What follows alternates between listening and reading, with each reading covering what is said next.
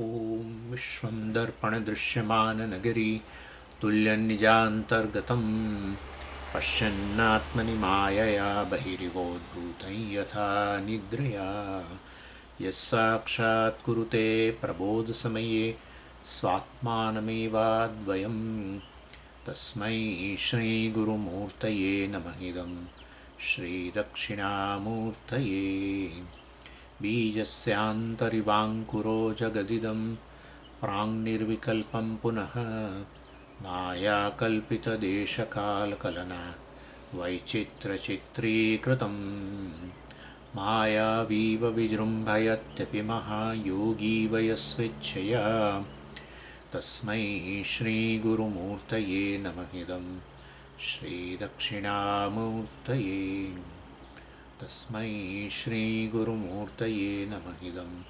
श्रीदक्षिणामूर्तये।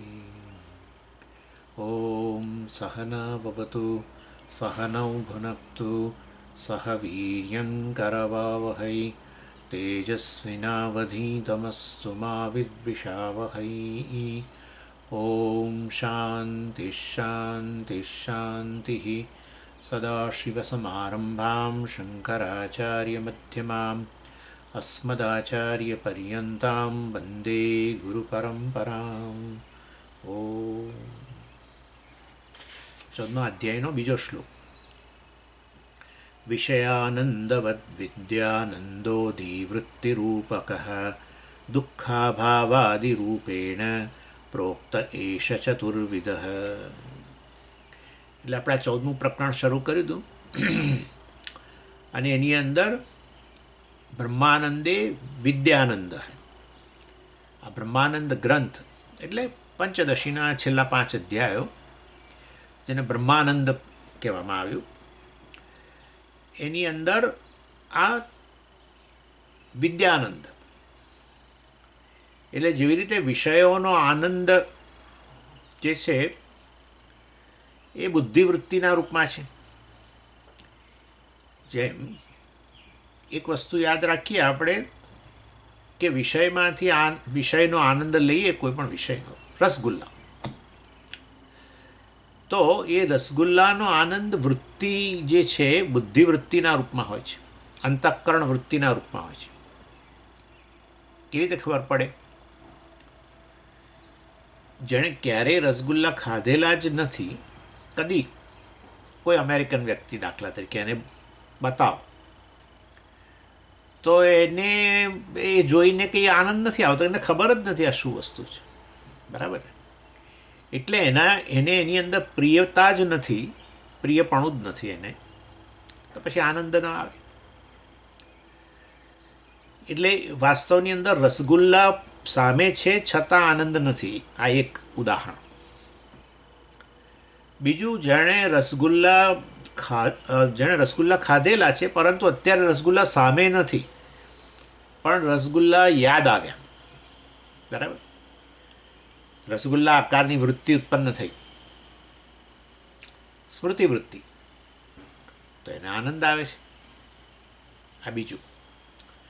ત્રીજી વસ્તુ છે કે રસગુલ્લા સામે છે ને હવે મોંમાં પણ મૂક્યું, પ્રિય છે, મોંમાં પણ મૂક્યું, પણ જો એ કોઈની સાથે વાત કરવામાં મશગુલ હોય, એ બીજી વ્યક્તિ જે છે એને એવી કોઈ વાત કરી રહ્યું હોય કે જે આને બહુ જ રસ પડી ગયો હોય, બરાબર, તો એ જે તે વાત ચાલી રહી છે એના આકારની વૃત્તિ છે, ત્યારે આ રસગુલ્લું મોંમાં છે છતાં પણ આનંદ નથી. સમજો, હા, એ કંઈક એવી વાત કરી રહ્યું છે કે જે આ કદાચ ભયજનક હોય, આ ભય ઉત્પન્ન કરે એવી વસ્તુ હોય ને આ વ્યક્તિ માટે, એને કંઈ ચેતવવા માટે આવી હોય વ્યક્તિ, અને એનું ધ્યાન એની અંદર છે, એની વાતમાં છે, અને એની વાતને આધારે મનમાં વૃત્તિ પણ છે, ત્યારે જો સામે જમતા હોય ને રસગુલ્લું મોંમાં મૂકે, આમ પ્રિય છે પરંતુ અત્યારે મોંમાં મૂક્યું પણ આનંદ નથી. સમજ્યા? એટલે વિષયાનંદ તમને સમજાય છે કે નથી સમજાતો? વસ્તુ વિષયાનંદ વૃત્તિના રૂપમાં હોય છે, એટલું સમજવાનું. વિષય નહીં, વિષયનો વૃત્તિ ઉત્પન્ન, વિષયની વૃત્તિ જે છે એ આનંદ ઉત્પન્ન કરતી હોય છે. એનીવે, ચાલો એટલે વૃત્તિ આનંદરૂપ છે, અન્યથા નહીં. વિદ્યાનો આનંદ પણ આવો જ છે. એટલે બ્રહ્માનંદ પણ આનંદ વૃત્તિરૂપ જ છે.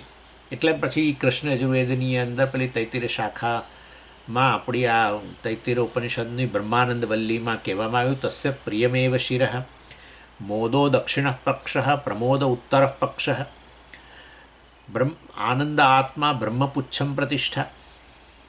એટલે આ આનંદમય કોષનું મસ્તક પ્રિય પક્ષીની કલ્પના છે. પ્રત્યેક કોષને ત્યાં પક્ષીના રૂપમાં કલ્પેલું છે. આનંદમય કોષ જે પણ પક્ષી એનું મસ્તક શું? પ્રિય વૃત્તિ. પછી જે આપણને વસ્તુ પ્રિય લાગે છે, ગમે છે, બસ એને પ્રિય વૃત્તિ, એને મસ્તક કહ્યું. આ પછી એ વસ્તુ પ્રિય હોય અને સન્મુખ આવે તો શું બને? મોદ થઈ જાય, સુખ ઉત્પન્ન થાય એટલે મોદ. અને એ વસ્તુને આપણે ઉપલબ્ધિ હાથમાં લઈએ કે મોંમાં મૂકીએ, ચાલો તો આપણે શું કહીએ એને? પ્રમોદ. આ મોદ અને પ્રમોદ બે પાંખો આનંદમય કોષની. પ્રિયવૃત્તિ મસ્તક, મોદ અને પ્રમોદ પાંખો. પૂંછડી શું? આ પક્ષીની આનંદમય કોષની પૂંછડી. બ્રહ્મપુચ્છમ પ્રતિષ્ઠા. એ પૂંછને કારણે, પૂંછ જ એ તો મુખ્ય આધાર છે કોનો? પક્ષીનો. પૂંછ ના હોય તો એ ન ઉડી શકે. પાંખો બરાબર તમે કહો છો, પણ એ પૂંછ મુખ્ય વસ્તુ છે. એવું ને એવું પેલા આ બધા આપણા વિમાનોની અંદર ટેલ, હા, એ ટેલને નુકસાન થયું તો પછી ઉડાય નહીં. આ પાંખો તો છે પણ ઉડી ના શકે. એટલે બ્રહ્મપુચ્છમ પ્રતિષ્ઠા. આ આનંદમય કોષની અંદર પ્રિયવૃત્તિ, મોદવૃત્તિ, પ્રમોદવૃત્તિ બધામાં જે આનંદ છે એનો સોર્સ, આધાર એ વાસ્તવમાં બ્રહ્મ છે. આનંદ આત્મા, આત્મા જ આનંદ સ્વરૂપ છે, વગેરે વગેરે. એટલે બ્રહ્મા પુચ્છ એટલે અધિષ્ઠાન એનું છે. એટલે બ્રહ્મા આ રીતે આનંદ સ્વરૂપ છે, પૂર્ણ છે. પરંતુ વૃત્તિઓમાં જે આનંદ આવે છે એ અલગ અલગ હોય છે, કારણ કે ઉપાધિ ઉમેરાય ને. ઉપાધિ આવે એટલે પછી વસ્તુ અલગ અલગ જણાય. બરાબર છે. એક જ આકાશ છે, એ નાના ઘડાની અંદર નાનું જણાય, મોટા ઘડામાં મોટું જણાય. બરાબર. અથવા પેલો ક્રિસ્ટલ આપણો યાદ કરો, ક્રિસ્ટલ છે વાસ્તવમાં કલરલેસ, પણ જે પ્રકારનું ફૂલ, જે રંગનું ફૂલ મૂકો એની નજીકમાં, એના આધારે એ રંગ દેખાય એની અંદર. એટલે વાસ્તવમાં ઉપાધિ થકી ભિન્ન જણાય, ભિન્ન થઈ ના જાય. ક્રિસ્ટલ થોડો કંઈ લાલ કે પીળો બની જવાનો છે, નથી જ બનવાનો, એ તો ક્રિસ્ટલ જ રહે. પરંતુ જુદા જુદા પ્રકારની ઉપાધિને કારણે એ જ ક્રિસ્ટલ જુદો જુદો દેખાય. એવી ને એવી રીતે એ આનંદ જે છે, વાસ્તવમાં બ્રહ્મ જે છે, એ જ આવી જુદી જુદી વૃત્તિઓ, પ્રિય વૃત્તિ, પ્રમોદ વૃત્તિ, મોદ વૃત્તિને કારણે જુદો જુદો ભાષે. જુદો જુદો એટલે તારતમ્યવાળો. બરાબર ને. પ્રિય વૃત્તિ જે છે એની અંદર એમાં થોડો અવરોધ છે, એને કારણે આનંદ જાણે થોડો ભાષે છે, આનંદ એની અંદર, પરંતુ આત્મા ભાષે છે, પરંતુ આમ શું છે ને કે સ્પષ્ટ પ્રતિબિંબ નથી, કારણ કે હજુ પેલી કામના પૂરી નથી થઈ, હજુ તો સન્મુખ છે. હા, પેલી વ્યક્તિ ઓફિસથી ઘરમાં આમ પ્રવેશે ને, જેને પેલી સુગંધ આવે દાળવડાની, એટલે આનંદ થાય. પણ હજુ એ આનંદ કેટલો છે? ઓછો છે. પછી એ આમ સીધી બેગ મૂકીને રસોડા તરફ જાય. કલ્પના કરો, આવી એ કલ્પના કરવાની. આપણે રસોડા તરફ જાય તો હવે ત્યાં જુએ, હા તળાઈ રહ્યા છે, તો જોઈને થોડો વધારે આનંદ થાય, પેલી સુગંધથી વધારે આનંદ થાય. અને પછી જ્યારે પીરસવામાં આવે ને મોંમાં મૂકે, વાહ ભાઈ વાહ, ત્યારે પ્રમોદ. એટલે એક અવરોધ કયો હતો? કામનાની પૂર્તિ તો નથી થઈ ને. પહેલાં જ્યારે સુગંધ આવી ત્યારે શું હજુ તો ભોગ્ય નથી બન્યું ને. હા, એટલે એ રીતે વાસ્તવમાં પ્રિયમોદ પ્રમોદ વૃત્તિ જે છે એમાં કામનાનો અવરોધ રહેલો હોય છે, અને એને કારણે આનંદની અભિવ્યક્તિ છે એ વાસ્તવમાં જુદી જુદી જણાય, તારતમ્યવાળી જણાય, ઓછા વધતી જણાય. પરંતુ મૂળ તો વાસ્તવમાં આનંદ માત્ર છે એ શું છે? બ્રહ્મનું સ્વરૂપ છે. આનંદ આત્મા વગેરે વગેરે. આત્મા બ્રહ્મ છે માટે એ જ આનંદ સ્વરૂપ છે. એટલે સ્વરૂપભૂત આનંદ એક રૂપ હોવા છતાં વૃત્તિના રૂપમાં, ઉપાધિના રૂપમાં ચાર રૂપે જણાય. કારણ કે વૃત્તિ પણ સ્વામીજી, વૃત્તિ અને આ બ્રહ્મ વચ્ચે શું કશું અંતર જ નથી. કોઈ અંતર જ નહીં ભાઈ.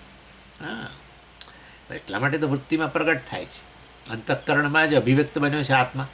અને અંતઃકરણની વૃત્તિઓમાં આ પ્રકારે તારતમ્ય હોય તો એ એની અભિવ્યક્તિમાં જાણે કે જેમ કે પેલું 2-3 પ્રકારના જળ હોય, એકમાં ડોળું પાણી હોય, એકમાં કંઈક રંગવાળું પાણી હોય, એકમાં એકદમ ક્લિયર પાણી હોય, તો એમાં બધામાં પ્રતિબિંબ જુદું જુદું જણાય આપણે સૂર્યનું.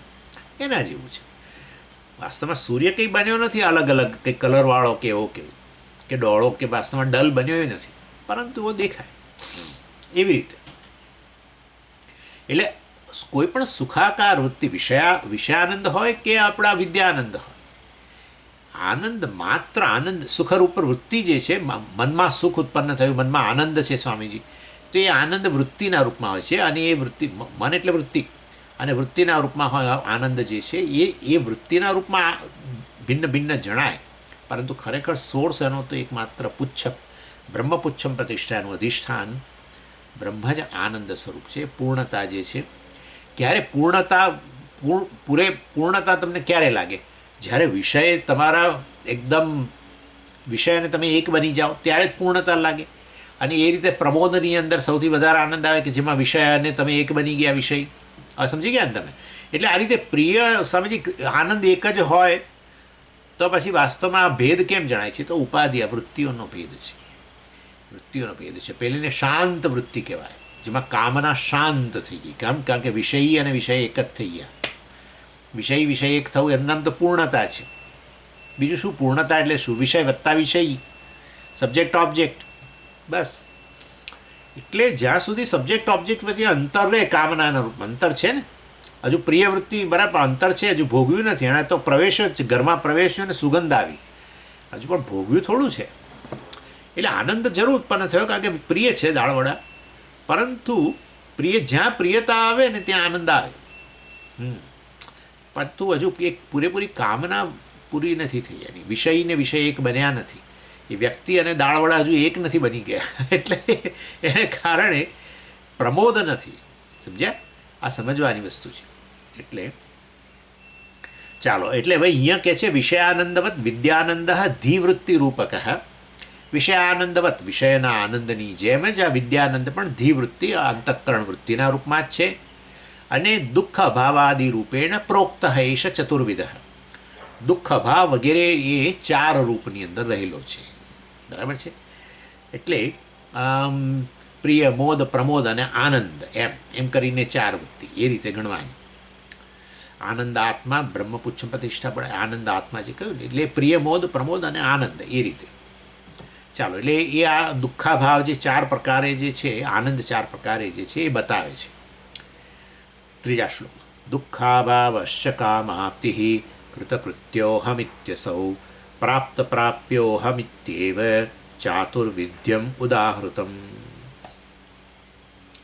દુઃખ અભાવશ્ચ, બરાબર ને? મેં તમને ગઈ વખતે ઉદાહરણ આપ્યું હતું, આ વખતે બીજું ઉદાહરણ લઈ શકો. એટલે મેં તમને આ ફરી પાછું આ જ ઉદાહરણ લો, આપણું જ આવી સૂચના તમને મળી, હે ને? સૂચના મળી, તમે ઓફિસમાં હતા અને પત્નીનો ફોન આવ્યો, બરાબર, કે ભાઈ આજે શું બનાવવું વગેરે. તો કે તમારે જે બનાવવું હોય. તો કે પછી દાળવડા બનાવું. બસ આટલી સૂચના મળી, એમાં દુઃખનો અભાવ થઈ ગયો. ઓફિસમાં બેઠા હતા અને બોસની માથાકૂટો ચાલતી હતી, ને પેલા આપણા જોડે કલીગ હોય એમની કંઈક પોલિટિક્સ ચાલતું હતું ને બધું મનમાં જ. એટલે ભય હતો ને આ હતી, કંઈક પ્રકારની એન્ઝાયટી બધું તાણ. એમાં આવો ફોન આવ્યો, સૂચના મળી.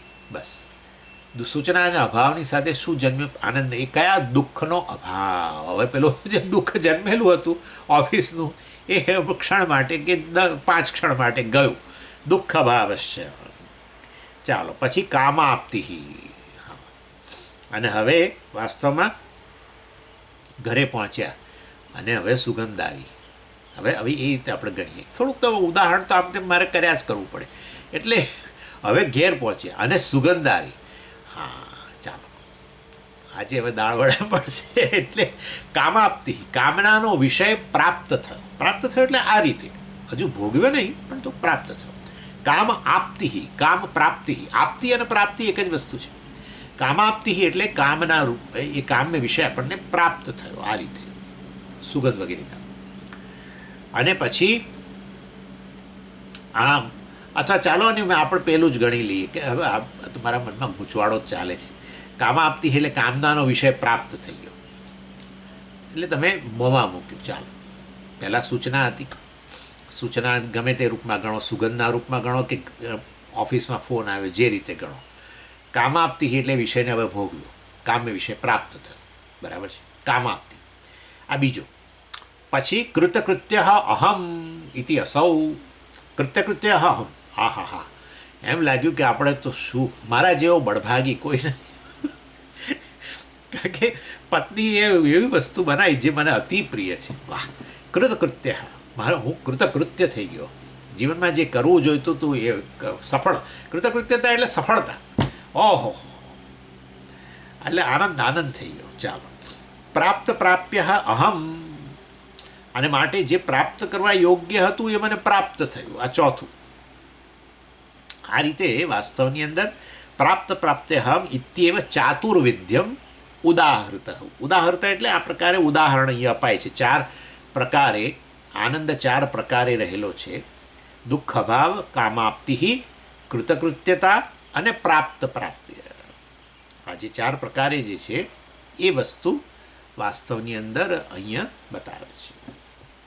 દુઃખનો અભાવ એ જે છે, આમ તો દુઃખનો સોર્સ આ તો બિચારા અજ્ઞાની માટે, આપણા જેવા માટે નહીં. હા, ત્યારે શું મેં કહ્યું ને, જો વિષય જ આનંદ આપતો હોય, વિષય જ આમ આનંદના તરંગો લહેરાવતું હોય, તો પેલા અમેરિકનને હું રસગુલ્લા બતાવું તો એની પણ એ તરંગોનો સ્પર્શ થવો જોઈએ. બરાબર ને? એને તરંગોનો સ્પર્શ, જે વસ્તુ જેનું સ્વરૂપ હોય એ તો બધાને માટે એક સરખું જ રહેવાનું છે. બરાબર? હવે રસગુલ્લા હજુ તમે એને ખબર જ નથી આ શું વસ્તુ છે. પહેલી વાર એ મારા આપણા ઘરે આવે ને એને બતાવો કે આ રસગુલ્લા છે, કશું એને થતું નથી. એ પણ પૂછશે પછી આગળ શું છે આમાં ને શું, ને તમે એને શું કહો અને કેવી રીતે બનાવો ને ફલાણું. પણ હજુ એને કંઈ આનંદ નથી આવતો કશું. એને શું રસગુલ્લા, એ તો બિચારાને બોલતાય નથી થતું, રોશો રોશો એવું કંઈક બોલે છે. હા, એને કંઈ ખબર જ નથી આ વસ્તુ. એટલે જો વસ્તુ ખબર જ ન હોય તો એમાં પ્રિયતા કેવી રીતે આવે? ચાલો, એટલે વાસ્તવની અંદર જો વિષય સમજો આ વસ્તુ, આ મુખ્ય આપણે ભણવાનું આ છે. વિષય જો આનંદ સ્વરૂપ હોય, એનું સ્વભાવ આનંદ હોય, તો એને તરત જ આનંદ આવવો જોઈએ. જેમ કોઈ પ્રકાશમાન હોય, જેમ લાઇટ પ્રકાશ ફેલાવે છે, તો એ તો એ બધાને માટે એક સરખું રહેવાનું છે. બરાબર? જાણે કે ન જાણે, પરંતુ એ વસ્તુનો સ્પર્શ બધાને થવાનો જ છે, એનો સ્વભાવ છે. એવી રીતે વિષયોમાંથી આનંદના તરંગો નીકળતા હોય, એનો સ્વભાવ હોય, તો એ અમેરિકાને કશું પૂછવાની જ જરૂર ના જોઈએ કે એ કેવું છે કે એ મને કેમ આનંદ આવવા માંડ્યો એકદમ. તો તમે અહીંયા શું મૂક્યું છે, મને એકદમ આનંદ આવવા માંડ્યો. પછી આપણે કહેવું પડે, જુઓ આ રસગુલ્લા આનંદનું ગુલ્લું છે. સમજો, આ જીવનનો પુરુષાર્થ બદલી નાખશે તમારો.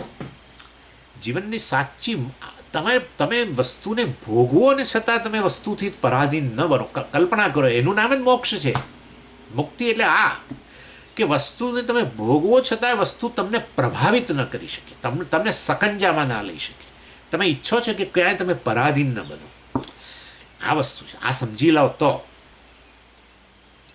એટલે ચાલો, એટલે એ તો નથી જ નક્કી, વિષયમાં નથી. અને ઇનફેક્ટ શાસ્ત્ર જરા જુદી વાત કરે છે કે વિષય તો છે ને ઉપરથી જડ છે અને દુઃખાત્મક છે. સુખાત્મક નહીં, દુઃખરૂપ છે. ખરેખર એ પણ નથી એટલું યોગ્ય, પણ તું આ કહેવું એટલા માટે જરૂરી છે કારણ કે પ્રત્યેક વ્યક્તિ જે જન્મે છે એ વ્યક્તિ જેમ મોટો થાય પછી એ વાસ્તવમાં એને જે સુખની ઈચ્છા લઈને જ જન્મેલો છે અને એની નજર બહાર જ હોય છે, અહીંયા જ કે અહીંયા કે અહીંયા. બરાબર. એટલે શાસ્ત્ર કહે છે કે એ સુખ સ્વરૂપ નથી, એ તો દુઃખ સ્વરૂપ છે. એટલા માટે કહે છે વિષય વિષય જ છે, પરંતુ એને દુઃખરૂપ એટલા માટે કહીએ છીએ કે એક તો જડ છે પહેલું. સેકન્ડલી, વાસ્તવમાં તમે એમાં સુખ માનશો તો તમે વાસ્તવમાં એની પકડમાં આવી ગયા. બરાબર. તમે એને પરાધીન તો બન્યા છે. હવે જે પણ વિષયને તમે સુખ માનો ને, એ વસ્તુ કંઈ જરૂરી નથી કે તમારી સામે જ હોય. બરાબર. એ વિષય તો ક્યાંક માર્કેટમાં પડ્યો હોય, એટલે હવે ન મળે ત્યાં સુધી તો પેલી તાલાવેલી રહે જ અંદર, ક્યારે મળે ક્યારે મળે. એટલે જુઓ, અત્યારથી જ તમે બંધનમાં આવી ગયા. વિષય તમને બાંધી દીધા. એટલા માટે વિષયને બંધન રૂપ કહે છે. વિષિનોતિ બધનાતિ ઇતિ વિષય, આવી એની વ્યાખ્યા છે. વિષિનોતિ બધનાતિ, જે બાંધે તમને, આ રીતે બાંધે. કઈ રીતે બાંધે? મને લઈ જા, મને લઈ જા. એટલે આપણને તાલાવેલી વિષયની ઈચ્છા ઉત્પન્ન થઈ છે હવે તો. બરાબર. એ ક્યારે ઉત્પન્ન થઈ? કારણ કે વિષયમાં જ સુખનો અધ્યારોપ કરી દીધો હતો આપણે માટે. નહીં તો કેવી રીતે થાય? નહીં તો વિષયને સુખરૂપ ન માન્યો હોત તો આપણને એવી ઈચ્છા થવાની જ નથી આવી. પણ વિષયને સુખરૂપ માન્યો માટે જ વિષય બાંધ્યો આપણને. વિષય બિચારો શું બાંધે? આ મને શું બાંધે? કશું ના બાંધે. હું ચેતનને આ શું બાંધતું હતું? ઇનફેક્ટ આનું અસ્તિત્વ હું સિદ્ધ કરું છું, એ મને શું બાંધતો હતો? પરંતુ આ રીતે ના, આ સુખનું કારણ છે એમ. આ પ્રકારનો જે આપણો ખ્યાલ જે છે એને કારણે આપણે એને પરાધીન બનીએ. બરાબર. અને એટલે પછી એ રીતે દુઃખનું કારણ બને. ચાલો, પછી તમે લઈ આવ્યા વિષયની ઈચ્છા, વિષય લઈ આવ્યા ખરા, અને વિષયને જેવું ભોગવ્યું ને એવા તમારા સંસ્કાર દ્રઢ થયા.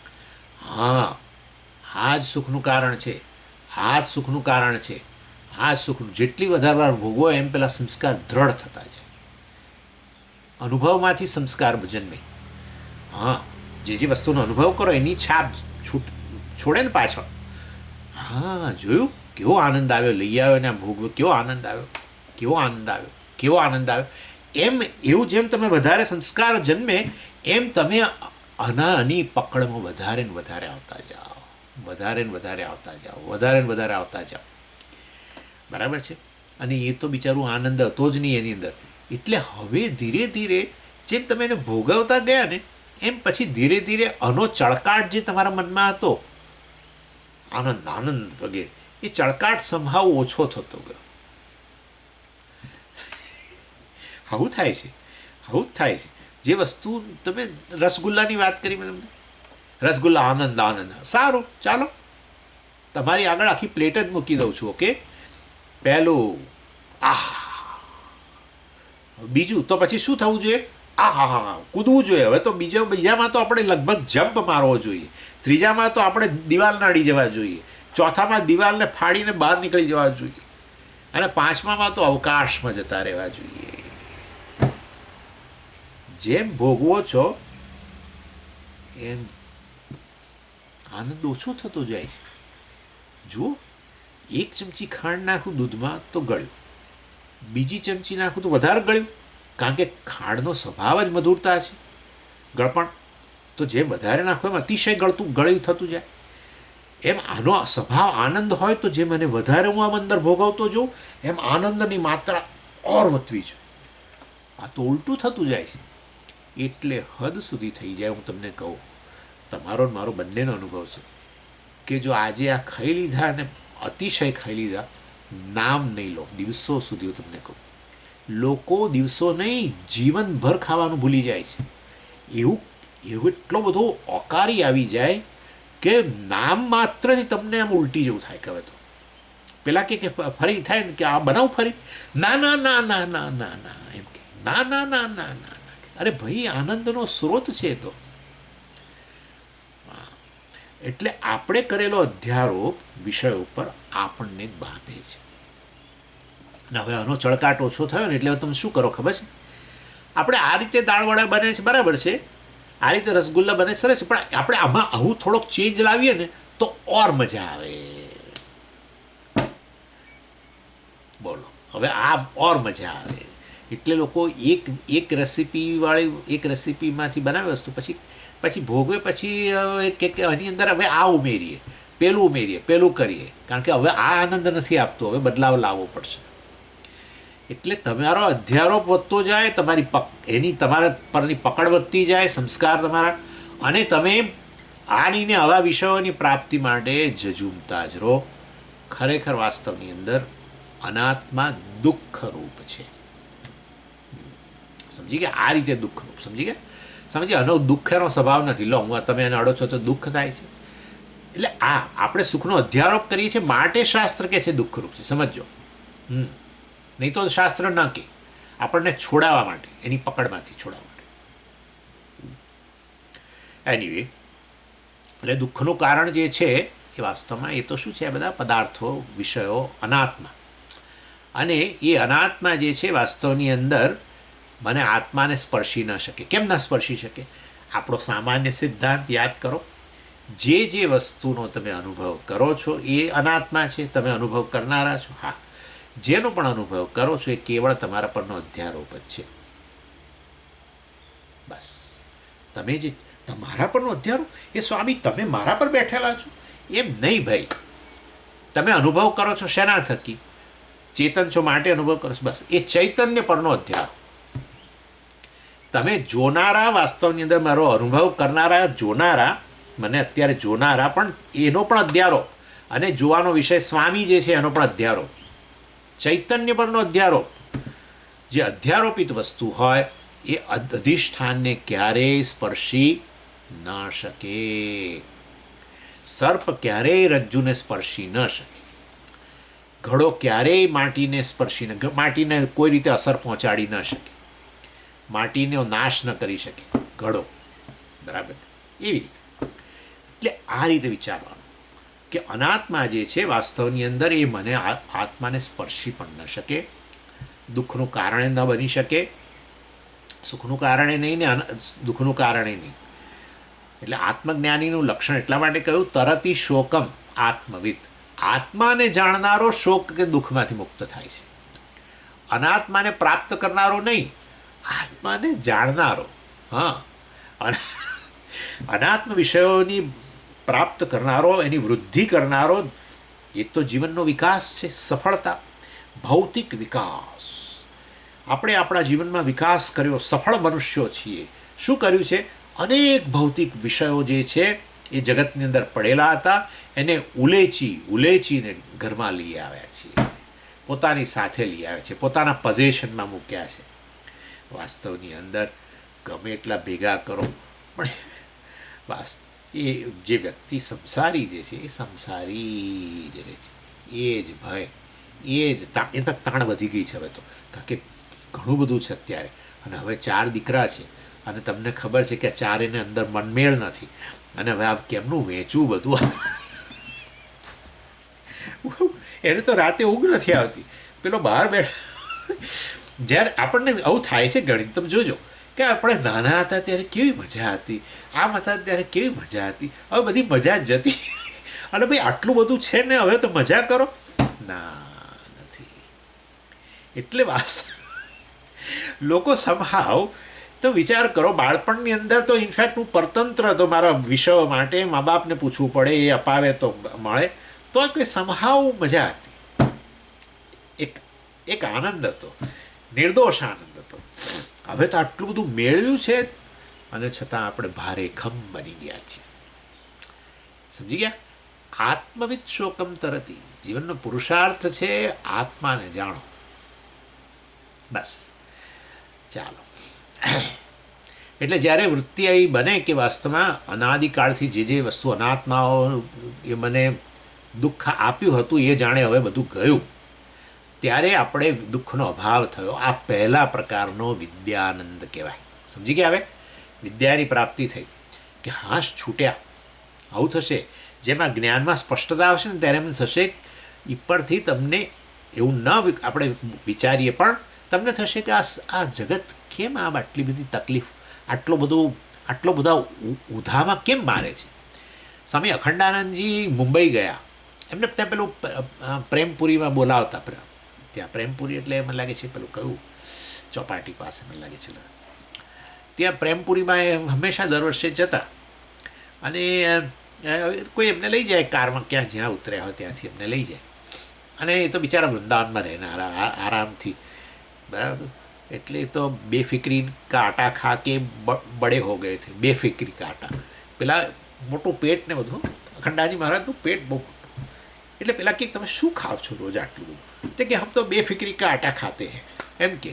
એટલે એવા અખંડાજી મહારાજ ગયા મુંબઈમાં. ત્યારે પછી એમ જુએ ને, આ પેલા મરીન ડ્રાઈવ પરથી બધી લોકો દોડા દોડ, બંને સાઈડ એક દોડા દોડ ચાલે છે.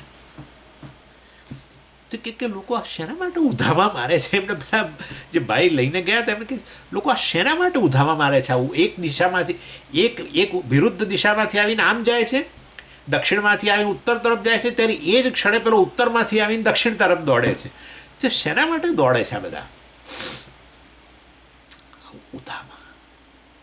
આ ઉધામામાંથી હું મુક્ત થઈ ગયો. ખાલી એક કપ કોફી અને 2 ટોસ્ટ પીતા પીતા આ સ્વામીઓના ક્લાસ ભરી અને હું તો મુક્ત થઈ ગયો. મુક્ત જ હતા. સ્વામીએ તો ખાલી તમને ઉપદેશ જ આપ્યો કે ભાઈ તમે મુક્ત છો, બ્રહ્મ છો, બીજું કશું કર્યું જ નહીં. અને તમે તૈયાર હતા અને અહીંયાથી ડ્રોપ કરવા માંડ્યું. શું ડ્રોપ કરવા માંડ્યું? હું જીવ છું, હું ફલાણો છું, એ બધું ડ્રોપ કરતા ગયા.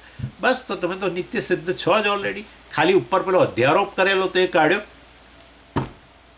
બસ. એટલે પહેલો વિદ્યાનંદ કયો છે? દુઃખનો અભાવ થઈ ગયો ભાઈ. બીજું, કામાપ્તિ. અનાદિકાળથી જે હું સુખ શોધી રહ્યો હતો, ખરેખર કોઈ વસ્તુ કામનાનો વિષય છે જ નહીં. હવે નક્કી થઈ ગયું, બરાબર છે? ખ્યાલ આવે છે ને હવે? ખરેખર કામનાનો કોઈ વસ્તુને સુખનું સ્ત્રોત માનવું તો એ કામનાનો વિષય બને. પરંતુ હવે તો વાસ્તવની અંદર ખરેખર કામના કોની હતી? આત્માની જ કામના હતી. હા, ખરેખર આત્માની જ કામના હતી. જે સુખ શોધી રહ્યો તો આત્માનું સ્વરૂપ છે. હવે એ તો સમજાઈ ગયું. એટલે કામાપ્તિ, બધી કામનાઓ જાણે કે પૂરી થઈ ગઈ. હું આનંદ સ્વરૂપ છું. માટે એટલા માટે ત્યાં બૃહદારણ્યક ઉપનિષદની અંદર કહ્યું, આપ્તકામ આપ્તકામ આત્મકામ અકામ. હજુ ચોથું છે પણ યાદ નથી આવતું. આપ્તકામ, બધી મારી કામનાઓ આપ્ત, પ્રાપ્ત થઈ ગઈ. કામના બધી જે કામના વિષયોથી ના એના સંપર્કથી જે સુખ જન્મે એ સુખનો સ્ત્રોત જ હું છું ને. ખરેખર ત્યાં તો વિષયમાં તો હતું જ નહીં કશું, બરાબર. માટે આ વિદ્યા પ્રાપ્ત કરીને હું આ પ્રકારના અધ્યારોપમાંથી, અવિદ્યામાંથી મુક્ત બની ગયો કે આ કામનાનો વિષય છે, આ સુખનો વિષય છે, પેલો સુખનો વિષય છે, પેલો શાંતિનો વિષય છે, પેલો સલામતીનો વિષય છે. એમાંથી મુક્ત બની ગયો, ભયમાંથી મુક્ત થઈ ગયો. ચાલો, કામનામાંથી મુક્ત બની ગયો. માટે કામાપ્તિ. આ બીજો વિદ્યાનંદ, કામાપ્તિ. પછી ત્રીજું છે કે હવે મારે માટે શું? કૃતકૃત્ય. હવે સમજી ગયા? કૃતકૃત્ય. એટલે હું તો વાસ્તવમાં મારે માટે હવે કંઈ કૃત્ય રહ્યું જ નહીં. મારે માટે કોઈ કરવા યોગ્ય વસ્તુ રહી નહીં. જે કરવાનું હતું એ થઈ ગયું. આવું ક્યારે થાય ખબર? તમને ઉદાહરણ આપું.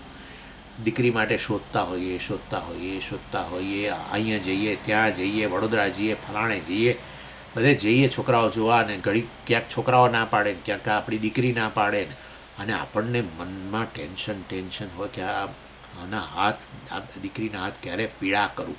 આવું કે દીકરીના હાથ હું ક્યારે પીળા કરું. એટલે ખરેખર મા બાપને ઊંઘ ના આવે. દીકરાનું બહુ ચિંતા, જાણે છે કે તો ગમે તે પકડીને બેસી જ.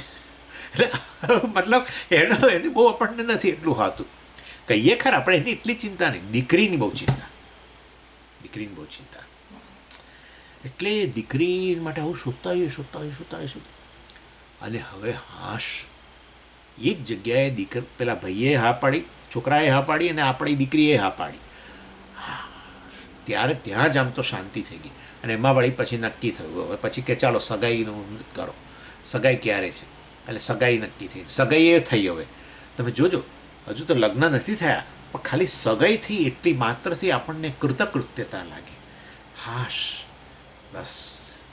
અને જે દિવસે દીકરીના લગ્ન થયા અને એને વળાવી અને મહેમાનો ગયા અને બધું પત્યું, આપણને થાય કે બસ જીવનમાં મારે જે કરવા યોગ્ય હતું એ મેં કરી લીધું. આવું આ જ્ઞાનીને થાય. પોતાના હાથ પીળા કરીને એને આવું થાય. સમજ્યા? બ્રહ્મ સાથે લગ્ન કરીને એને આવું થઈ જાય કે કૃતકૃત્ય થઈ ગઈ. કૃતકૃત્યતા એનો વિશેષ સુખ. બરાબર ને? એટલે પહેલાં દુઃખનો અભાવ, પછી કામાપ્તિ, ત્રીજું કૃતકૃત્યતા, અને ચોથું પ્રાપ્યતા. અરે ભાઈ, જે પ્રાપ્ત કરવા યોગ્ય હતું એ પ્રાપ્ત કરી લીધું. યેન વિજ્ઞાનેન સર્વમિદં વિજ્ઞાતમ ભવતિ તદ્વિજ્ઞાનમ અસ્તિ. એક વિજ્ઞાનેન સર્વમિદં વિજ્ઞાતમ ભવતિ તદ્વિજ્ઞાનમ અસ્તિ. અરે આ જાણી લઉં ને પેલું જાણી લઉં ને પેલું જાણી લઉં ને બાજુમાં શું ચાલે છે, પડોશીને ત્યાં શું ચાલે છે, દિવાલ પાસે કાન લઈ જઈને એટલી બધી જિજ્ઞાસા. એમના ત્યાં કંઈક ચાલતું હોય માથાકૂટ તો દિવાલ પાસે કાન લઈ જઈને સાંભળે શું ચાલે ત્યાં. જો બહાર બેસીને જુએ કે પેલું સોસાયટીમાં શું ચાલે છે, પેલા કોના ત્યાં જાય, અથવા જગતમાં શું ચાલે છે, ન્યૂઝપેપરો જુએ, પેલું જુએ, સોશિયલ મીડિયામાં જાણું, આ જાણું તે જાણું. સવારના પહોરની અંદર ઉઠીને ભગવાનને પગે લાગવાને બદલે બહાર નીકળીને પહેલાં કમ્પાઉન્ડની અંદર જુએ પેલું ન્યૂઝપેપર આવ્યું છે કે નહીં. અને જે દિવસે આજે રજા હોય, 15મી ઓગસ્ટ રજા, એટલે બીજે દિવસે ન્યૂઝપેપર ના આવવાનું હોય, અને આપણે તો પેલી રોજની ટેવ પ્રમાણે બહાર જઈને જોયું, અને પછી ટ્યુબલાઇટ થાય કે આજે તો ના જ આવે ને, ગઈકાલ તો રજા હતી પ્રેસમાં. તમે જોજો, તેમાં જાણે તો એનો તો આખું શું જીવન તૂટી પડ્યું એને. એટલે ખાલી હું તમને કહું, આજના જમાનામાં, ચાલો ન્યૂઝપેપર જવા દો, આજના જમાનામાં જો તમારી પાસેથી એક દિવસ માટે મોબાઈલ લઈ લેવામાં આવે ને, હું તમને કહું, તમે એટલા દુઃખી થઈ જાઓ કે ના પૂછો ને વાત. એક જ દિવસ માટે મોબાઈલ. લોકો 1 મિનિટ છોડી શકતા નથી. જ્યાં જાય ત્યાં હાથમાં જ, જ્યાં જાય ત્યાં. અને ખિસ્સા મૂક્યો હોય તો વાત કરતાં કરતાં 10 વાર કાઢશે, અને 10 વાર કાઢતાં આમ જોયા જ કરશે. બસ જાણું. અરે શાસ્ત્ર કહે છે એક વિજ્ઞાનીને સર્વમિદં વિજ્ઞાતમ ભવતિ. મુંડકો ઉપનિષદની અંદર, છાંદોગ્યની અંદર કેટલી જગ્યાએ કહેવામાં આવ્યું, આ એક વસ્તુને જાણી લેવાથી બધું જાણી ગયું. બાકી બધું જાણો કે ન જાણો, જાણ્યું તો જાણો, પણ નહીં જાણો તો એ ચિંતા નથી. જે સાર છે, દરેક વસ્તુનો સાર, જે બ્રહ્મ કે આત્મા છે, આત્મા જ સાર છે, એને જાણી લો. બાકી તો બધું ખાલી એક સપાટી પરનો ખેલ છે, સપાટી પરની વસ્તુ છે, કોઈ કોન્ક્રીટ વસ્તુ નથી. એનીવે, એટલે આ રીતે પ્રાપ્ય એટલે પ્રાપ્ત કરવા યોગ્ય. પ્રાપ્ય એટલે પ્રાપ્ત કરવા યોગ્ય વસ્તુ મેં પ્રાપ્ત કરી લીધી. જાણવા યોગ્ય વસ્તુ ખરેખર મેં જાણી લીધી. શ્વેતકેતુએ આરુણીને જે આ કહ્યું હતું. એનીવે, એટલે આ રીતે 4 વિદ્યાનંદ, આ 4 પ્રકારે દુઃખ અભાવ, કામાપ્તિ, અને પછી કૃતકૃત્ય, અને પ્રાપ્ય. આ બધું કયું છે? ધીવૃત્તિ રૂપ છે. વૃત્તિ તો ઉત્પન્ન થાય ને કે ચાલો દુઃખનો અભાવ થઈ ગયો, મેં મારી જાતને હું આનંદ સ્વરૂપ છું, જાણ્યું વગેરે. આ દુઃખનો અભાવ થઈ ગયો. કામાપ્તિ, મારે જે કામનાના વિષયો જે હતા એ વાસ્તવમાં કામનાના વિષયો થકી જે આનંદ મેળવવાનો હતો એ આનંદ જ હું છું, માટે કામાપ્તિ થઈ ગઈ, આપ્ત કામ થઈ ગયો. અને પછી ત્રીજું કયું મેં કહ્યું? આ કૃતકૃત્યતા. અરે જીવનમાં જે સફળતા, કૃતકૃત્યતા, જીવનમાં જે કરવા યોગ્ય હતું મેં જ કરી લીધું. એક જ પુરુષાર્થ હતો આ, અને એ પુરુષાર્થ માટે જ મનુષ્ય શરીર હતું, અને મેં એ પુરુષાર્થ પ્રાપ્ત કરી લીધો. આ પણ વૃત્તિ છે આવી, વિદ્યાને કારણે, આમ છેવટે જ્ઞાનને કારણે. એટલે આ પણ ધીવૃત્તિ. જેમ પેલો વિષય આનંદ મેં કહ્યું હતું, એ ધીવૃત્તિ, અંતઃકરણ વૃત્તિ રૂપ છે, એવી રીતે વિદ્યાનંદ પણ ધીવૃત્તિ રૂપ છે. અને એમાં આ પ્રકાર દુઃખ ભાવ, કામાપ્તિ, અને આ કૃતકૃત્યતા, અને ચોથું પ્રાપ્ય, જે જીવનમાં જાણવા જેવું હતું બધું જાણીએ લીધું, બસ, વગેરે. એટલે આ રીતે પરમાત્માની પ્રાપ્તિ થઈ ગયું તો કશું કરવાનું શેષ ન રહ્યું. કૃતકૃત્યતા.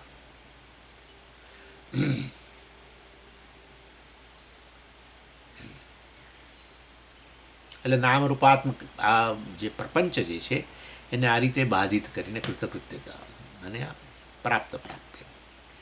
આ રીતે આ 4 પ્રકારનો જે આનંદ એ વિદ્યાનંદ પ્રકરણમાં બતાવશે અહીંયા. અને એમાં 18મા શ્લોકથી બીજો અત્યારે દુઃખનો અભાવની ચર્ચા શરૂ કરશે હમણાં. અને પહેલું દુઃખ અભાવ છે ને, પછી બીજું છે કામાપ્તિ, એ 18મા શ્લોકથી શરૂ થશે. પછી કૃતકૃત્યતા જે છે બરાબર એ 37મા શ્લોકથી શરૂ કરશે. અને પછી પ્રાપ્ય જે છે એ 58મા શ્લોકથી શરૂ કરશે. અને એ પૂરું થાય એટલે આ આખું આ અધ્યાય પૂરો થશે. એ રીતનું અહીંયા એરેન્જમેન્ટ છે. ચાલો હવે ચોથો શ્લોક. દુઃખ અભાવ જે છે એ સમજાવવા માટે એ જે દુઃખ નિવૃત્ત થવાનું છે, મતલબ અભાવ થવાનો છે, એ દુઃખ શું છે એ પહેલાં કહે છે. અને એના માટે બૃહદારણ્યક ઉપનિષદનું વાક્ય કોટ કરે છે, બહુ બ્રિલિયન્ટ, જે આપણે આમ તો જોઈ ગયા છીએ આગળ. ચાલો ચોથો શ્લોક. ઐહિકમ ચામુષ્મિકમ ચ ઇત્યેવમ દુઃખ ઐહિકમ ચામુષ્મિકમ ચેતિ એવમ દુઃખમ દ્વિધેરિતમ નિવૃત્તિમૈહિકસ્યાહ બૃહદારણ્યકમ વચઃ. એટલે કહે છે કે દુઃખ જે છે, દુઃખનો અભાવની વાત કરીએ પહેલાં અમે તમને કહીએ દુઃખ શું છે. એટલે કે છે દુઃખ 2 પ્રકારે હોય છે. એક છે ઐહિક. ઐહિક એટલે ઇહ સંબંધી. ઇહ એટલે અહીંયા રહેલું દુઃખ. અહીંયા રહેલું એટલે દુઃખ એટલે શું? મનુષ્ય લોકમાં રહેલું દુઃખ. એટલે જ્યાં સુધી આપણે જીવિત છીએ ત્યાં સુધી આપણે દુઃખ થાય છે, એને ઐહિક દુઃખ કહેવાય. અથવા તો ઐહિક એટલે આ દેશ, અત્યારે આ જગ્યાએ ને આ કાળે જે દુઃખ જન્મે વર્તમાન, એ દુઃખને ઐહિક દુઃખ કહેવાય. એટલે એનો દુઃખનો એક પ્રકાર છે આવું ઐહિક દુઃખ. ભૂતકાળ અને ભવિષ્યકાળનું દુઃખ જે છે એ અત્યારે વાસ્તવની અંદર અનુભવ નથી. અત્યારે ભૂતકાળનું જે દુઃખ છે એ તો કેવળ સ્મૃતિના રૂપમાં છે, અત્યારે તો અનુભવાતું નથી ને. એટલે ભૂતકાળનું દુઃખ છે એ વાસ્તવમાં સ્મૃતિના રૂપમાં છે. ભવિષ્યનું દુઃખ છે એ કે અત્યારે થોડું, એ તો કલ્પના છે. ભવિષ્યમાં આવું દુઃખ જન્મશે મને, એ તો કલ્પના છે. એટલે વાસ્તવમાં એને ઐહિક ન કહેવાય. વર્તમાનમાં અત્યારે આ જગ્યાએ અને આ સમયે કે આ શરીરમાં છું ત્યારે પ્રારબ્ધ, મને જેને પણ કહી શકો તમે, એ પ્રારબ્ધથી જન્મતું દુઃખ બરાબર છે. એ વાસ્તવની અંદર તમે શું કહી શકો? ઐહિક દુઃખ કહી શકો. પછી આ બીજું છે આમુષ્મિક દુઃખ, અર્થાત અન્ય દેશ અન્ય કાળે જે અનુભવ થાય તે. પ્રારબ્ધનો ભોગથી તો જે અત્યારે એમાં પ્રારબ્ધમાં જે દુઃખ હોય એનો ઉપભોગ કરીને તો પ્રારબ્ધ પૂરું થાય એટલે એ દુઃખ જતું રહે. બરાબર છે. કોઈ વ્યક્તિને સમજો કે કેન્સર છે અને પ્રારબ્ધને કારણે હવે, અને કેન્સરમાં કેટલાક વર્ષો એમને બિચારાને બહુ દુઃખ પડ્યું અને પછી શરીર છૂટી ગયું સમજો. તો હવે એ મતલબ કે ઐહિક દુઃખમાંથી મુક્ત બની ગયા. અને આમુષ્મિક દુઃખ કેવું કે તો હવે અન્ય દેશ અન્ય કાળે અન્ય શરીર જે તે મળે એને આધારે. એટલે વાસ્તવની અંદર પહેલાં ઐહિક દુઃખ અને આમુષ્મિક. આમુષ્મિક એટલે અમુષ્મિન એટલે ત્યાં, ઇહ એટલે અહીંયા, અમુષ્મિન એટલે ત્યાં એટલે અન્ય દેશ અન્ય કાળ, ઇહ એટલે આ દેશ આ કાળ, એટલે કે આ શરીર વગેરે પ્રારબ્ધ. ચાલો, એટલે પ્રારબ્ધ ભોગ તો અહીંયા સમાપ્ત છે, એટલે એને એમાં ઐહિક દુઃખ કહેવું જોઈએ. અને પહેલાંના આપણા જે સંચિત કર્મો જે છે, અને હવે આ જન્મની અંદર હવે હજુ જેટલું બાકીનું શેષ જીવન છે એમાં જે કર્મ કરો અને એમાંથી જન્મે કર્મફળ, જેને આપણે આગામી કર્મ કહીએ છીએ. એટલે પહેલાંનું સંચિત અને આગામી બે ભેગા થઈને પછી તમને ભવિષ્યમાં જે જન્મ મળે બરાબર, અને એમાં પછી સુખે જન્મે, પણ અહીં તો અત્યારે દુઃખની વાત કરી રહ્યા છીએ.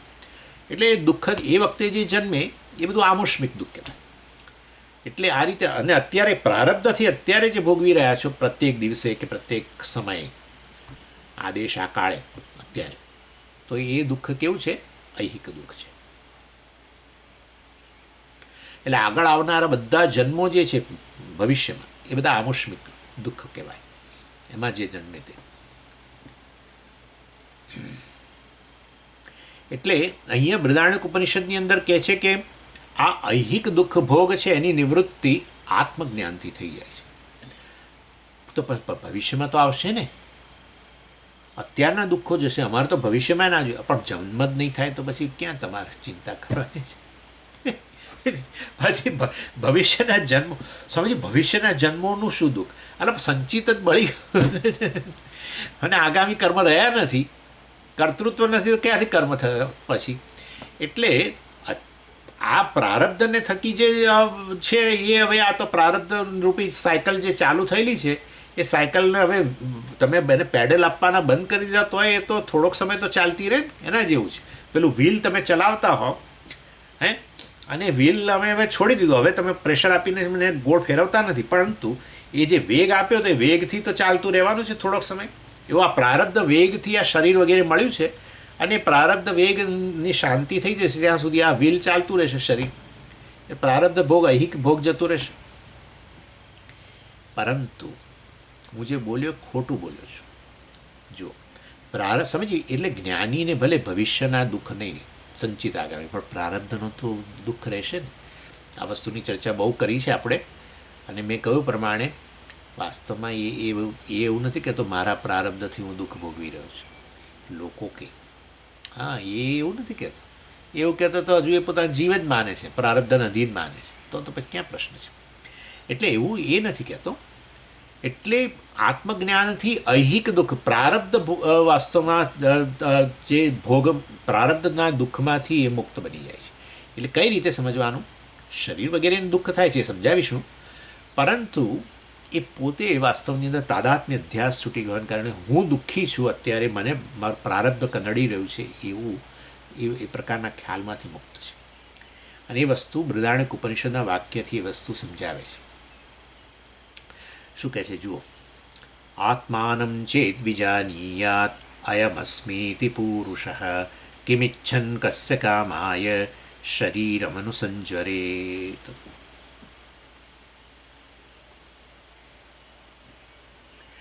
એટલે આ તમને ખબર છે, આ 7મા અધ્યાયની અંદર આખો પંચદશીનો 7મો અધ્યાય ખાલી આ એક મંત્રનો વિસ્તાર છે. આપણે જોઈ ગયા છે, બહુ વિસ્તારથી આવી ગયું છે 7મો અધ્યાય.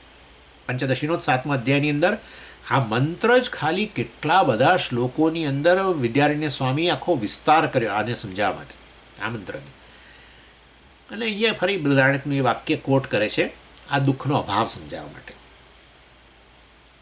એટલે આ ત્વમ પદનો અર્થ જે છે, તું કે જ્યારે હું કહું હું, મતલબ એ ત્વમ પદનો અર્થ શું થાય છે? દેહત્રય વિશિષ્ટ ચેતન. બરાબર છે? ચૈતન્ય તો છે જ, હું ચૈતન્ય તો છું જ, પરંતુ તાદાત્મ્ય અધ્યાસવાળું. તાદાત્મ્ય અધ્યાસ એટલે શું? શરીરમાં શરીરને આત્મા કેવો, તદ આત્મા યસ્ય ઇતિ તદાત્મા. શરીરને આત્મા કેવો, તદ એટલે શરીર, શરીરને આત્મા યસ્ય જેના માટે શરીર જ આત્મા છે. તો એ થયો અહમ પદનો વાચ્યાર્થ કે ત્વમ પદનો વાચ્યાર્થ. બરાબર છે? કે જે વાસ્તવની અંદર આ શરીરને જ આત્મા કહે છે. વાસ્તવમાં ચૈતન્ય જ આત્મા છે, પરંતુ એ પોતાને ચૈતન્ય નથી કહેતો, પોતાને એક ચેતન વ્યક્તિ કહે છે, પોતાને મનુષ્ય કહે છે, વગેરે વગેરે. એટલે આ ત્રણેય શરીરો સાથે તાદાત્મ્ય પામેલો, શરીરોને જ આત્મા કહેનારો ચેતન વ્યક્તિ પોતાને કહે છે. આ અહમ પદનો વાચ્યાર્થ થયો. બરાબર છે? એટલે કે શરીરોમાં શું છે? તાદાત્મ્ય ન બોલાય, તાદાત્મ્ય અધ્યાસ બોલાય. તાદાત્મ્ય ક્યારે કહેવાય? જો આને તાદાત્મ્ય કહેવાય. અગ્નિ અને લોખંડ વચ્ચે તાદાત્મ્ય છે. અગ્નિ અને લોખંડ બે જુદી વસ્તુ, સ્વતંત્ર વસ્તુઓ છે, પરંતુ એ બંનેને જ્યારે તમે અગ્નિમાં તમે લોખંડને મૂક્યા, ગોળાને મૂક્યો, એટલે પછી હવે અગ્નિએ લોખંડનો આકાર ધારણ કરી લીધો. લોખંડ જે વાસ્તવમાં કાળું હતું એ આવું પ્રકાશમય ને ઉષ્ણ બની ગયું. આમ કરીને બે વસ્તુઓ જે હતી હવે જાણે એક બની ગઈ, અને એને આપણે શું કહીએ છીએ? ફાયર બોલ, અગ્નિનો ગોળો. બરાબર છે? એટલે જાણે એક જ વસ્તુ થઈ ગઈ. આને તાદાત્મ્ય કહેવાય. આ એનો આત્મા બની ગઈ, આ એનો આત્મા. અગ્નિ જે આકાર વગરનો હતો એ હવે ગોળ જણાય છે. બોલો, એટલે જાણે કે હા એનો આત્મા, અગ્નિ એનો આત્મા બની ગઈ લોખંડનો. અને લોખંડ જે શીતળ અને કાળું ડલ, એ હવે કેવું બની ગયું? ઉષ્ણ બની ગયું. શીતળ હતું ઉષ્ણ બની ગયું, અને ડલને બદલે કેવું બની ગયું? પ્રકાશરૂપ બની ગયું લોખંડ. એટલે જાણે કે અગ્નિ એ લોખંડનો આત્મા બની ગયું, લોખંડ અગ્નિનો આત્મા બની ગયું, અને બે એક થઈ ગયા. એને તાદાત્મ્ય કહેવાય. પણ આપણા કિસ્સામાં તાદાત્મ્ય નહીં, શરીર સમજી, શરીર અને ચૈતન્ય વચ્ચે તાદાત્મ્ય, એટલે શરીર અને ચૈતન્ય બે જુદી જુદી વસ્તુઓ છે. અને તમે ચૈતન્યની અંદર શરીરને મૂક્યું, કોઈ કારણસર ચૈતન્યમાં શરીર મૂક્યું, કોણે મૂક્યું એ તો બધું હવે પાછું એ પછી બધું વિચારવાનું, પણ એમાં આમ મૂક્યું અને બંને એક બની ગયા. એટલે હવે હું શું કહું છું, હું શરીર છું, આ રીતે. અરે ભાઈ, શરીર અને આત્મા એમાં એક સ્વતંત્ર વસ્તુ છે, બીજી સ્વતંત્ર ક્યાં છે? શરીરનું અસ્તિત્વ સિદ્ધ કરો ચૈતન્ય વગર, કોણ સિદ્ધ કરશે? શરીર છે એવું સિદ્ધ કોણ કરશે? હે સ્વામીજી, શરીર છે આ મનુષ્ય શરીર છે એવું આ સિદ્ધ કરે છે, આ કહે છે કે હે જો એ શરીર થઈ રહ્યું, મને અનુભવ થાય છે. જળ વસ્તુ એ ચેતનની અસ્તિત્વ સિદ્ધ ન કરે, જળ વસ્તુ કશું સિદ્ધ ન કરી શકે, પોતે જ સિદ્ધ થાય છે ચેતન દ્વારા. એનીવે, એટલે વાસ્તવની અંદર શરીર અને ચૈતન્ય આત્મા એમાં આ પ્રકારે તાદાત્મ્ય ન હોઈ શકે. અગ્નિ ગોળા લોખંડ જેવું શરીર તો વાસ્તવમાં મિથ્યા છે, શરીરનું અસ્તિત્વ ચૈતન્યમાં સિદ્ધ થાય છે. એક મિથ્યા વસ્તુ છે, એક સત્ય વસ્તુ છે, માટે એમાં તાદાત્મ્ય ન બોલાય, એમાં તાદાત્મ્ય અધ્યાસ બોલાય. આ મિથ્યા શરીરનો આત્મા પર, સત્ય આત્મા ઉપર અધ્યારોપ થયેલો છે. જેવી રીતે સર્પનો રજ્જુ પર અધ્યારોપ થઈને એક જ એન્ટિટી જણાય છે, હવે એક જ વસ્તુ જણાય છે, એટલે માટે તાદાત્મ્ય કહીએ છીએ, પરંતુ અધ્યારોપિત છે. ખરેખર સર્પ અને રજ્જુ નામની બે વસ્તુ નથી. સર્પનો રજ્જુ પર અધ્યારોપ થયો અને પછી આપણે શું બોલીએ છીએ, આ સાપ છે, મતલબ એક જ એન્ટિટી થઈ ગઈ હવે. હા, એવી રીતે શરીર વગેરે જ વાસ્તવમાં મિથ્યા વસ્તુ છે, અધ્યારોપિત વસ્તુ છે. આત્માની બહાર એનું અસ્તિત્વ સિદ્ધ નથી થઈ શકતું. એ શરીરનો ચૈતન્ય પર અધ્યારોપ કરીને આપણે શું કરીએ, અથવા આત્માને શરીર જેટલો માનીને આપણે આત્માનો ચૈતન્ય પર અધ્યારોપ, સ્વામીજી આવું ના બોલાય. આત્માનો અધ્યારોપ એટલે આત્મા અધ્યારોપિત વસ્તુ છે, ક્યાં વાત છે. આત્માને શરીર જેટલો માનવો અથવા શરીરનો ચૈતન્ય પર આત્મા પર અધ્યારોપ, અને એ રીતે વાસ્તવમાં તાદાત્મ્ય અધ્યાસ બોલાય. રજ્જુને સર્પ જેટલો માનવો, સમજી, રજ્જુનો સર્પ પર અધ્યારોપ થયો છે, આવું ના. રજ્જુને સર્પ જેટલો માનવો અથવા સર્પનો રજ્જુ પર અધ્યારોપ થયેલો છે. સત્ય વસ્તુનો અધ્યારોપ કેવી રીતે હોય? એટલે માટે રજ્જુનો સર્પ પર અધ્યારોપ આવું ના બોલાય કોઈ દિવસ. અધ્યારોપિત વસ્તુ મિથ્યા જ હોય. એટલે એ દ્રષ્ટિએ એ વસ્તુ નહીં, બરાબર. એટલે અહમનો જો આ દુઃખ કોને થાય છે, અને એ આ વ્યક્તિ જ્ઞાની વ્યક્તિ છે, એ દુઃખમાંથી મુક્ત બની જાય છે, એના જીવનમાં દુઃખનો અભાવ હોય છે જ્ઞાનથી. એ પહેલો જે વિદ્યાનંદનો પહેલું સ્ટેપ, દુઃખ અભાવ, એ વસ્તુ સમજાઈ રહ્યા છે. એટલે આ અહમ, હું અજ્ઞાની છું અને એને કારણે હું મારી જાતને શરીર, મન, બુદ્ધિ, ઇન્દ્રિયો, પ્રાણ વગેરે કહું છું, અને એ પ્રકારનો જ મારો વ્યવહાર છે કે હું ભૂખ્યો છું, તરસ્યો છું, આ છું, તે છું. ઇન્દ્રિયોમાં આત્મબુદ્ધિ છે, અથવા ઇન્દ્રિયોનો આત્મા પર અધ્યારોપ કર્યો છે, જે કહો તે, અને એના કારણે હું જોનારો છું, સાંભળનારો છું, બોલું જ છું. અને મનની અંદર સ્મૃતિ વગેરે હોય તો કહું છું મને સ્મૃતિ છે કે હું જોઈ રહ્યો છું વગેરે, કંઈ પણ ઘણું બધું છે. મને સંશય છે વગેરે વગેરે. હું યાદ કરવાનો પ્રયત્ન કરું છું, આમ તેમ જે બોલો તો. અર્થાત જે તે ઉપાધિ જે છે એ વાસ્તવમાં અધ્યારોપિત જ છે, પરંતુ તમે વાસ્તવમાં તમારી જાતને એટલા જ ગણો છો. 3 શરીરોથી વિશિષ્ટ ચૈતન્ય તમે તમારી જાતને ગણો છો. એ અહમ પદનો વાચ્યાર્થ છે, એ અજ્ઞાનનું લક્ષણ છે આવો અધ્યાસ કરવો. જ્યારે વાસ્તવની અંદર જ્ઞાની કોણ છે કે જે આ પ્રકારે તાદાત્મ્ય અધ્યાસમાંથી મુક્ત બન્યો છે, ખાલી અધ્યાસમાંથી મુક્ત બન્યો. હા, ચૈતન્યનું આ શરીર વગેરેમાં જે તાદાત્મ્ય છે એ તો હોય, કારણ કે અંતઃકરણમાં અભિવ્યક્ત બનીને સમગ્ર અંતઃકરણને, ઇન્દ્રિયોને, પ્રાણને બધાને ચેતનવંતા બનાવ્યા, અને એ સૂક્ષ્મ શરીર જે છે આ જળ શરીરમાં છે, અને માટે જળ શરીર પણ ચેતનવંતું છે. એ તાદાત્મ્ય એ પ્રકારનું જે છે એ બરાબર છે. પરંતુ અધ્યાસ આ કે હું શરીર છું, કે હું શરીર જેટલો જ છું, આ જ મારું માપ છે. શરીરના ગુણધર્મો એ શરીર એવું નથી કહેતા આપણે શરીરના, મારા ગુણધર્મો છે. હું જન્મ મૃત્યુને અધીન છું, હું પુરુષ છું, હું કાળો છું, ગોરો છું, જાડો છું, પાતળો છું, બધા ગુણધર્મો શરીરના. મનના બધા ગુણધર્મો, કામ, ક્રોધ, હું કામી છું, ક્રોધી છું વગેરે. પ્રાણના ગુણધર્મો બધા, સ્વામી મને સર્ક્યુલેશનમાં પ્રોબ્લેમ છે, હમણાં એટલે ડૉક્ટરને બતાવી આવ્યો. સર્ક્યુલેશન, હવે સર્ક્યુલેશન વ્યાનની વાત છે, પોતાના પર ધ્યાન. હવે મને ભૂખ ઓછી લાગે છે, અને હમણાં બહુ આજકાલ સમય તરસ બહુ લાગે છે. ગરમીને લીધે હશે કે પછી ડાયાબિટીસના લીધે ખબર નહીં, પણ મને તરસ બહુ ઘડીએ તરસ લાગે છે. ફલાણું ટીખું તમે જુઓ, એટલે છો તમે કેવળ ચૈતન્ય, પરંતુ પ્રાણના ધર્મો, ફલાણાના ધર્મો બધાના. એટલે પ્રાણનો અધ્યારોપ, અને પછી પ્રાણનો અધ્યારોપ થાય, ધર્મીનો અધ્યારોપ થાય, તો પછી પ્રાણના ધર્મોનો પણ અધ્યારોપ થાય. શરીરનો અધ્યારોપ થઈ ગયો એકવાર, અને હું શરીર છું એવું કહેવા માંડ્યા, પછી શરીરના બધા જે ગુણધર્મો છે, પુરુષપણું, આપણું, તેપણું, સ્વસ્થતા, કે પછી રંગ ચામડીનો, કે વજન વગેરે બધાનો અધ્યારોપ. આ પ્રકારના અધ્યારોપમાંથી મુક્ત. શરીર ચૈતન્યનું શરીર વગેરે સાથેનું તાદાત્મ્ય જે છે, જેને કારણે આ શરીરમાં ચેતનતા વગેરે છે, જેને કારણે જીવન છે વગેરે, એ તો બધું ચાલુ રહે. પરંતુ પેલી વ્યક્તિના મનમાંથી અજ્ઞાન ગયું કે હું તો કેવળ ચૈતન્ય છું, એ પ્રકારે સમજી ગયો, અર્થાત અજ્ઞાનમાંથી મુક્ત થયો આત્મા વિશેના, તો એ પેલો એમાંથી જન્મેલો અધ્યારોપ જે છે, શરીર પોતાને શરીર જેટલો જે કહેતો હતો, અને શરીરના ધર્મોવાળો જ પોતાને કહેતો હતો, એમાંથી એ મુક્ત બની ગયો. અને માટે શરીરના સ્તરે જે વાસ્તવમાં પ્રારબ્ધ થકી જે કંઈ પેલા દુઃખ વગેરે આવવાના છે, બરાબર છે, એ તો સ્થૂળ શરીર ન હોય તો કેવી રીતે ભોગવો? સ્થૂળ શરીર હોય અને ચેતન ના હોય, સ્થૂળ શરીર જડ બની ગયું હોય, મૃત થઈ ગયું હોય, તો એ દુઃખ ના ભોગવી શકો. માટે એટલે શરીરની ચેતનતા વગેરે છે બધું હજુ, એને કારણે પ્રારબ્ધ ભોગવાશે, સુખ દુઃખ બધું ભોગવાશે. એટલે ત્રણેય શરીરો ચેતન જ છે, એટલે એ તાદાત્મ્ય એ પ્રકારનું છે, ચૈતન્યનું, આત્માનું, શરીરો સાથેનું. પરંતુ આ વ્યક્તિના મનમાંથી પેલું હું શરીર છું એ પ્રકારનો ખ્યાલ છૂટી ગયો, અજ્ઞાન જતું રહ્યું, અધ્યારોપ જતો રહ્યો. માટે તાદાત્મ્ય અધ્યાસમાંથી મુક્ત બની ગયું, અધ્યાસમાંથી મુક્ત બન્યું. અને એ દ્રષ્ટિએ શરીરના સ્તરે થતા જે પ્રારબ્ધના થકી જે દુઃખ વગેરે જન્મતા હતા, એમાંથી શું બની ગયો? મુક્ત બની ગયો. એ વાત આપણે ત્યાં કરી હતી.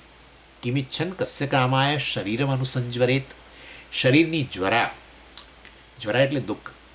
જ્વરાનો અર્થ આમાં આપણે સામાન્ય રીતે શું કરતા હોઈએ છીએ? તાવ. અને સ્વામીજી જ્વરા છે એમ કે જ્વરાનો અર્થ તાવ, એટલે અહીંયા દુઃખ ગણવાનું. શરીરમ અનુસંજ્વરેત. હવે આ શરીરના સ્તરે આવી રહ્યા છે હજુ બધા દુઃખ વગેરે, જ્ઞાનીની વાત કરે છે. એટલે શરીરના સ્તરે જે આ દુઃખ આવી રહ્યા છે પ્રારબ્ધ થકી, એ તો ચાલુ રહે, પ્રારબ્ધનો ક્ષય થવાનો જ માટે. પણ એ તો મુક્ત બની ગયો છે. હું દુઃખી છું એવું હવે એ નથી કહેતો. શરીરના સ્તરે, મનના સ્તરે પણ એવું થાય. હા, તમે એવું ના માનો કે જ્ઞાનીનું મન એટલે હંમેશા સાત્વિક. એના મનમાં આવું વૃત્તિઓ આવે, જાત જાતની વૃત્તિ આવે, પણ એના માટે મિથ્યા થઈ ગયું હોવાને કારણે એનો પ્રભાવિત નથી. આપણે તો મનમાં જે જન્મ્યું એ મારામાં જન્મ્યું, બસ. મનમાં ક્રોધ જન્મ્યો તો પણ મનમાં જન્મ્યું, ના હું ક્રોધી છું, પતી ગયું. એટલે આ પ્રકારનું આને અધ્યાસ કહેવાય, મનનો પોતાના પર અધ્યાસ. અને અથવા પોતાને મન જેટલો કહેવો, મનના ધર્મોનો પોતાના ધર્મ કહેવો, બરાબર છે. આ બધું આપણે નિષ્કર્મ સિદ્ધિમાં જોઈ જ રહ્યા છીએ ને, હજુ કાલે આવશે જ. પરંતુ કહેવાનો આશય મારો એ છે કે આ રીતે એ તાદાત્મ્ય અધ્યાસમાંથી મુક્ત બન્યો હોવાને કારણે આ શરીરોના પ્રારબ્ધ થકી જે શરીરોમાં દુઃખ જન્મે, મન હોય, ઇન્દ્રિયો હોય, કે પ્રાણ હોય, કે ઇવન આ સ્થૂળ શરીરના સ્તરે હોય, બરાબર, કે ઘા પડ્યો, વાગ્યું, આ તે ફલાણ, એનાથી જે કંઈ દુઃખ બધા જન્મતા હોય, બધા પ્રારબ્ધના દુઃખ તો ચાલુ રહે. પરંતુ એ પોતે પેલા અધ્યાસમાંથી મુક્ત બન્યો હોવાને કારણે પહેલો વિદ્યાનંદથી પહેલો આનંદ કયો? દુઃખનો અભાવ. સમજી ગયા તમે? આ પ્રકારે અહીંયા કહેવામાં આવે છે. હવે આગળ ચર્ચા જે છે આપણે પછી કરીશું.